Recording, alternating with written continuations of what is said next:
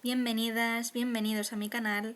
Esto es Esoterismo Tradicional y en esta ocasión vamos a hacer una lectura de uno de los capítulos del libro Símbolos de Titus Burckhardt, dedicado al tema del ajedrezado y al juego mismo del ajedrez. Si este tema os interesa, recordad que ya teníamos un vídeo dedicado al tema del ajedrez por René Guénon. Sin más dilación, comenzamos. El simbolismo del ajedrez. Se sabe que el juego del ajedrez es originario de la India. Fue transmitido al occidente medieval por medio de los persas y los árabes, como lo atestigua, entre otras cosas, la expresión de jaque mate, que deriva del persa shah, rey, y el árabe mat, ha muerto. En la época del Renacimiento se cambiaron algunas reglas. La reina y los dos alfiles recibieron mayor movilidad. Desde entonces el juego adquirió un carácter más abstracto y matemático. Se alejó de su modelo concreto, la estrategia, sin perder, no obstante, los rasgos esenciales de su simbolismo. En el ajedrez oriental, la pieza de la reina no es tal, sino un consejero o ministro del rey. La denominación reina en el juego occidental parece deberse a una confusión entre el término persa fersán, que en castellano se convirtió en alferza, y el antiguo francés vierge o vierge, virgen. Sea como fuere, la atribución de tan predominante papel a la reina bien corresponde a la mentalidad caballeresca. Es significativo, por lo demás, que el ajedrez haya sido transmitido a Occidente por la corriente árabo-persa, que también transmitió el arte heráldico y las principales reglas de la caballería. Al principio, la pieza del alfil era un elefante, en árabe al-fil, que llevaba una torre fortificada. La representación esquemática de una cabeza de elefante en manuscritos medievales pudo ser tomada por un birrete de bufón o una mitra. En francés la pieza se llama fou, bufón, y en inglés bishop, obispo. El antiguo modelo estratégico sigue siendo evidente en la colocación inicial de las figuras. En ella se reconocen los dos ejércitos colocados según el orden de batalla usado en el Oriente Antiguo. La tropa ligera, representada por los peones, forma la primera línea. El grueso del ejército lo constituye la tropa pesada, carros de guerra, torres, caballeros, caballos y elefantes de combate, alfiles. El rey con su reina o consejero permanecen en el centro de las tropas. La forma del tablero corresponde al tipo clásico del Vastu Mandala, el diagrama que también constituye el trazado fundamental de un templo o ciudad. Ya hemos visto que dicho diagrama simboliza la existencia concebida como campo de acción de las fuerzas divinas. En su significado más universal, el combate figurado por el juego del ajedrez representa, por consiguiente, el de los devas con los asuras, los dioses con los titanes o los ángeles con los demonios, derivándose de este todos los demás significados del juego. La descripción más antigua que del juego del ajedrez poseemos se encuentra en las praderas de oro del historiador árabe al-Mashudi, que vivió en el siglo IX en Bagdad. Al-Mashudi atribuye la invención o la codificación del juego a un rey hindú, Balhid, descendiente de Brahman. Hay en ello una confusión evidente entre una casta, la de los brahmanes, y una dinastía. Pero que el ajedrez es de origen brahmánico lo prueba el carácter eminentemente sacerdotal del diagrama de 8 por 8 cuadrados. Por otra parte, el simbolismo guerrero del juego va dirigido a los kshatriyas, castas de príncipes y nobles, como indica además el propio al-Mashudi cuando escribe que los hindúes consideraban el juego del ajedrez una escuela de gobierno y defensa. El rey Balhid debió de componer un libro sobre este juego, del que hizo una especie de alegoría de los cuerpos celestes, como los planetas y los 12 signos del zodiaco, consagrando cada pieza a un astro.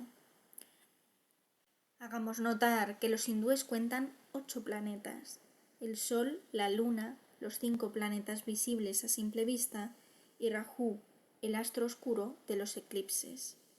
La cosmología hindú siempre tiene en cuenta el principio de inversión y excepción, que dimana del carácter ambiguo de la manifestación. La naturaleza de los astros es luminosidad, pero como estos no son la luz misma, ha de haber también un astro oscuro. Cada uno de estos planetas sigue una de las 8 direcciones del espacio. Los indios, prosigue al-Masudi, dan un sentido misterioso al redoblamiento, es decir, a la progresión geométrica efectuada en las casillas del tablero. Establecen una relación entre la causa primera, que domina todas las esferas y a la que todo conduce, y la suma del cuadrado de las casillas del tablero. Aquí el autor probablemente sufre una confusión entre el simbolismo cíclico implicado en el Ashtapada y la famosa leyenda según la cual el inventor del juego pidió al monarca que llenara las casillas de su tablero con granos de trigo, colocando un solo grano en la primera, 2 en la siguiente, 4 en la tercera y así sucesivamente, hasta la casilla 64. El simbolismo cíclico del tablero de ajedrez reside en el hecho de que expresa el despliegue del espacio según el cuaternario y el octonario de las direcciones principales. 4 por 4 por 4 es igual a 8 por 8.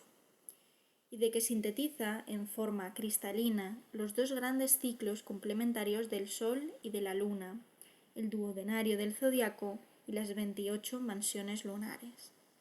El campo central del mandala representa el Brahmasthana, la estación de Brahma. En el mandala de 64 cuadrados ocupa los 4 cuadrados centrales. Los cuadrados situados alrededor son asignados a los 12 divinidades solares. El borde de 28 casillas corresponde a las 28 mansiones lunares. Por otra parte, el número 64, sumado de las casillas del tablero, es submúltiplo del número cíclico fundamental 25.920, que mide la precesión de los equinoccios. Ya hemos visto que cada fase de un ciclo, fijada en el esquema de 8 por 8 cuadrados, está regida por un astro y simboliza al mismo tiempo un aspecto divino, personificado por un deva. Algunos textos budistas describen el universo como una tabla de 8 por 8 cuadrados, fijados por cuerdas de oro. Estos cuadrados corresponden a los 64 kalpas del budismo. En el Ramayana, la ciudad inexpugnable de los dioses es descrita como un cuadrado con 8 compartimentos por lado. Mencionemos también, en la tradición china, los 64 signos que se derivan de los 8 trigramas comentados en el I Ching. Estos 64 signos suelen estar dispuestos de manera que correspondan a las 8 regiones del espacio. Aquí también se encuentra, pues, la idea de una división cuaternaria y octonaria del espacio, que resume todos los aspectos del universo. Así es como este mandala simboliza a la vez el cosmos visible, el mundo del espíritu y la divinidad en sus múltiples aspectos. Al-Masudi tiene razón, pues, al decir que los indios explican por cálculos basados en el tablero la marcha del tiempo y los ciclos, las influencias superiores que se ejercen sobre este mundo y los lazos que las vinculan al alma humana.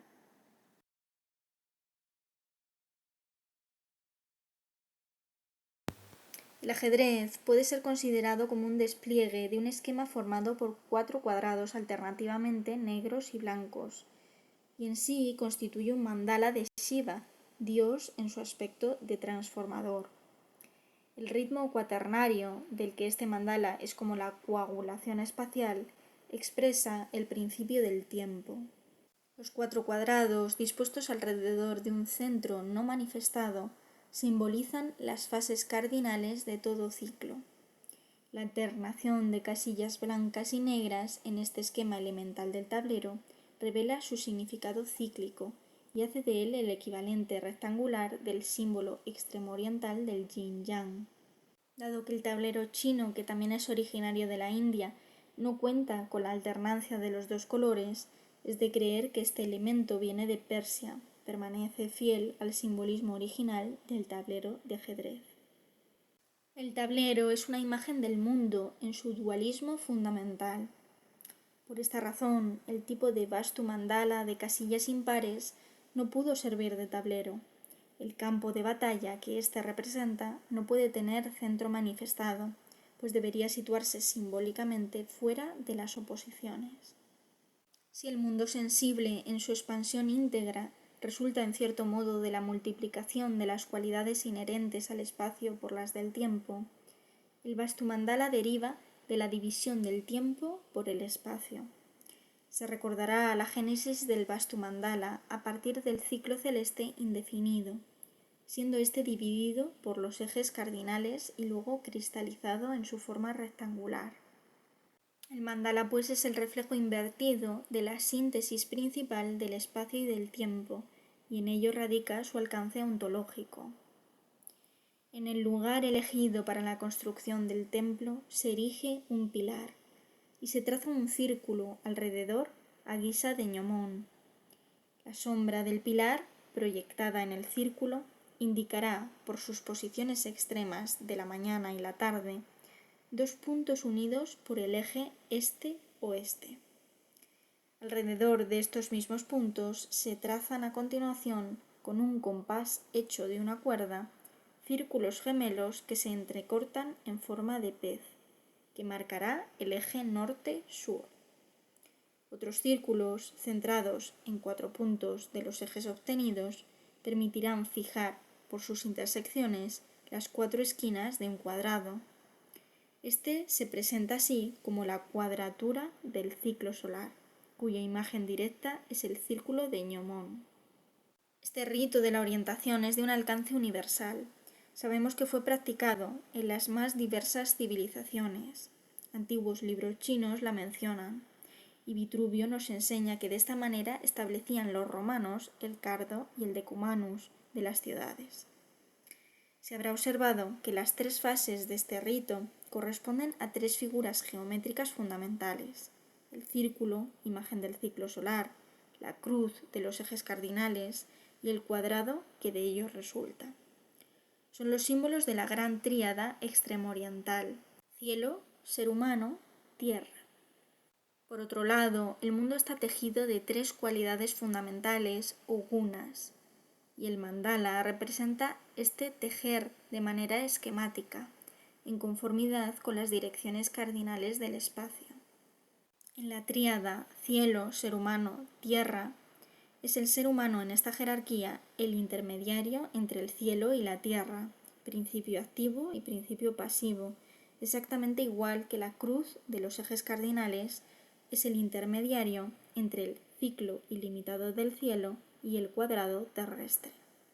La analogía entre el Vastumandala y el tejer es puesta de manifiesto por la alternancia de los colores, que recuerda un tejido cuya cadena y trama son alternativamente aparentes y ocultas.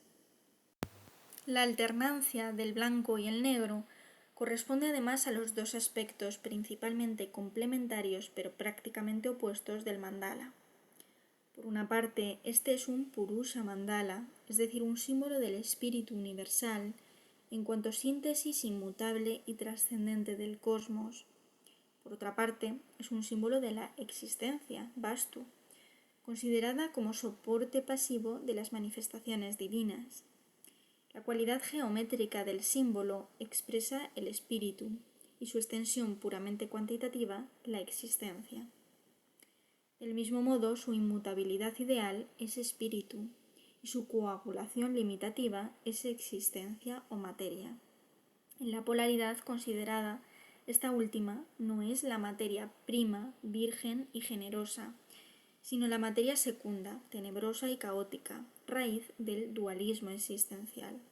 Recordaremos aquí el mito según el cual el Vastumandala representa una asura, personificación de la existencia bruta. Los devas han vencido a este demonio y han establecido sus moradas sobre el cuerpo tendido de su víctima. Así le imprimen su forma, pero es él quien los manifiesta. El mandala de 8 por 8 cuadrados también es llamado manduka, la rana, por alusión a la gran rana que sostiene todo el universo y es símbolo de la materia indiferenciada y oscura. Este doble sentido que caracteriza al Vastu Purusha mandala y que por lo demás se encuentra de manera más o menos explícita en todo símbolo, será como actualizado por el combate que el juego del ajedrez representa. Tal combate, decíamos, es esencialmente el de los devas y los asuras, que se disputan el tablero del mundo. Aquí es donde el simbolismo del blanco y el negro, contenido ya en la alternancia de las casillas del tablero, adquiere todo su valor. El ejército blanco es el de la luz, el negro el de la oscuridad. En un orden relativo, la batalla figurada en el tablero representa bien la de dos ejércitos terrenales, cada uno de los cuales combate en nombre de un principio, bien la del espíritu y las tinieblas en el hombre. Son estas las dos formas de guerra santa, la pequeña guerra santa y la gran guerra santa, según una expresión del profeta. Se advertirá el parentesco del simbolismo implicado en el juego del ajedrez con el tema del Bhagavad Gita, libro que igualmente se dirige a los kshatriyas. En una guerra santa es posible que cada uno de los dos adversarios legítimamente pueda considerarse como protagonista de la luz, que combate a las tinieblas. Es otra consecuencia del doble sentido de todo símbolo. Lo que para uno es expresión del espíritu puede ser imagen de la materia tenebrosa para el otro. Si se transpone el significado de las diferentes piezas del juego en el orden espiritual, el rey será el corazón o espíritu, y las demás figuras serán como las diversas facultades del alma. Sus movimientos, además, corresponden a diferentes maneras de realizar las posibilidades cósmicas representadas por el tablero. Hay el movimiento axial de las torres o carros de combate, el movimiento diagonal de los alfiles o elefantes que siguen un solo color, y el movimiento complejo de los caballos. Lo que más fascina a la casta noble y guerrera es la relación entre voluntad y destino. Pues bien, es exactamente eso lo que el juego del ajedrez ilustra, precisamente porque sus encadenamientos son siempre inteligibles, sin ser limitados en su variación. Alfonso X el Sabio, en su libro sobre el ajedrez, cuenta que un rey de la India quiso saber si el mundo obedecía a la inteligencia o a la suerte. Dos sabios, sus consejeros, dieron respuestas contrarias, y para probar sus tesis respectivas, uno de ellos tomó como ejemplo el ajedrez, en el que la inteligencia prevalece sobre el azar, mientras que el otro trajo unos dados, imagen de la fatalidad. El mandala del tablero de ajedrez por una parte y el dado por otra representan dos símbolos diversos y complementarios del cosmos. Al-Masudi escribe también que el rey Balhid, que posiblemente pues había codificado el juego del ajedrez, lo prefería al nerd, un juego de azar, porque en el primero la inteligencia siempre prevalece sobre la ignorancia. En cada fase del juego, el jugador es libre de elegir entre varias posibilidades, pero cada movimiento traerá consigo una serie de consecuencias ineluctables, de modo que la necesidad delimita la libre elección cada vez más, apareciendo el final del juego no como fruto del azar, sino como resultado de leyes rigurosas. Se revela aquí no solo la relación entre voluntad y destino, sino también entre libertad y conocimiento. A menos que haya una inadvertencia del adversario, el jugador salvaguardará su libertad de acción solo en la medida en que sus decisiones coincidan con la naturaleza del juego, es decir, con las posibilidades que éste implica. Dicho de otro modo, la libertad de acción es aquí solidaria de la previsión, del conocimiento de las posibilidades. Inversamente, el impulso ciego, por libre y espontáneo que parezca en el primer momento, se revela a fin de cuentas como una no libertad. El arte regia es gobernar el mundo, exterior o interior, en conformidad con las propias leyes del mundo. Este arte supone la sabiduría, que es el conocimiento de las posibilidades. Ahora bien, todas las posibilidades están contenidas de manera sintética en el espíritu universal y divino. La verdadera sabiduría es la identificación más o menos perfecta con el espíritu, siendo simbolizado éste por la cualidad geométrica del tablero, sello de la unidad esencial de las posibilidades cósmicas. El espíritu es la verdad, por ella es libre el ser humano, fuera de ella es esclavo de su destino. Esa es la enseñanza del juego del ajedrez. El kshatriya que se entrega a él no encuentra tan solo un pasatiempo, un medio de sublimar su pasión guerrera y su necesidad de aventura, sino también, en la medida de su capacidad intelectual, un soporte especulativo, una vía que conduce de la acción a la contemplación. Recordemos que el espíritu o el verbo es la forma de las formas, es decir, el principio formal del universo.